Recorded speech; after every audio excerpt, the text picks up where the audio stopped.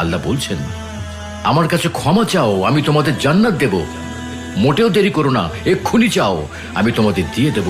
দ্রুত ছুটে চলো আমার জান্নাতের দিকে। আমার জান্নাত পৃথিবীর মতো এত ছোট কিছু নয়, এত সংকীর্ণ নয় যে তোমাকে সেখানে গাদাগাদি করে থাকতে হবে, বায়ু দূষণের শিকার হতে হবে। আমার জান্নাত এত প্রশস্ত, 7 আসমান আর জমিন জুড়ে তার বিস্তৃতি। আমার এই জান্নাত তাদের জন্য যারা আমাকে ভয় করে, আবার আমার অনিঃশেষ রহমতেরও আশা করে। আমার জান্নাত নশ্বর পৃথিবীর মতো ক্ষণস্থায়ী নয়। পৃথিবীতে তোমাদের জীবন বড় অনিশ্চিত, কে কখন চলে যাবে তার কোনো নিশ্চয়তা নেই। অথচ আমার জান্নাতে তোমরা চিরকাল বসবাস করবে সুখে, শান্তিতে, নিশ্চিন্তে। যারা তাদের পালনকর্তাকে ভয় করত, তাদেরকে দলে দলে জান্নাতের দিকে নিয়ে যাওয়া হবে।